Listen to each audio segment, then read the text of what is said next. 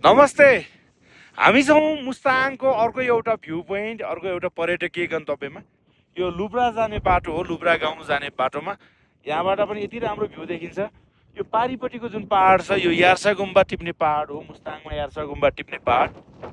यहाँनिर हेर्नुहोस् त, माउन्ट कैलाश भन्दा पनि अझै राम्रो भन्ने कि के भन्ने त्यसरी त भन्न नमिल्ला, तर ठ्याक्कै त्यस्तै माउन्ट कैलाश जस्तो हजुर ठ्याक्कै त्यो त्यस्तै के प्रकृति हजुर अथवा हेर्दाखेरि त्यो भाइब्स चाहिँ आउने। हजुर ल हेर्नुहोस् त, ठ्याक्कै माउन्ट कैलाश पर्वत जस्तो देखिने यो पहाडमा हिउँ ढकमक्क छ। यतापट्टिदेखि हामीले हेर्न सक्छौँ यस्तो मजाले भ्यूले भरिपूर्ण छ पहाडहरू पनि। यो हिमाल होइन, यो कुनै नामको एकदम नाम चलेका हिमालहरू होइन नि, यी पहाड हुन्। यो यार्सा गुम्बा टिप्ने पहाड हो।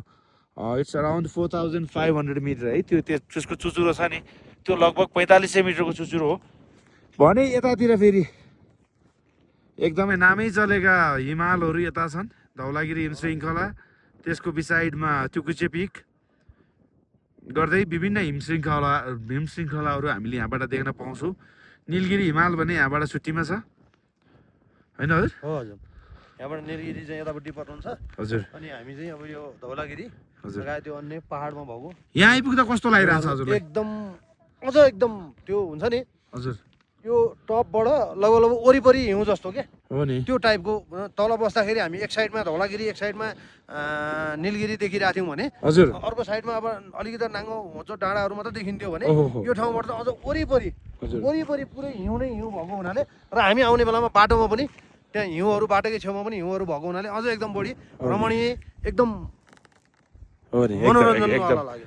यस्तो भइरहेको थियो अघि केही क्षण पहिलासम्म चाहिँ खाना खाए पश्चात सरलाई काइन्ड अफ लेजिनेस, एकदम भयङ्कर लेजिनेस भएको थियो। म एकछिन सुत्छु, तपाईँहरू फोटो खिच्नुहोस् भन्नुभएको थियो। जब हिमाल देख्नुभयो, जब ढकमक्क देख्नुभयो, सेताम्बे देख्नुभयो नि, he is also so excited. And हामी अब यही भ्यू क्याच गर्नलाई अर्को पोइन्टमा जाँदैछौँ। त्यहाँबाट आशा राखौँ अझै राम्रो दृश्य हामीले पाउनेछौँ। Stay tune, keep connected.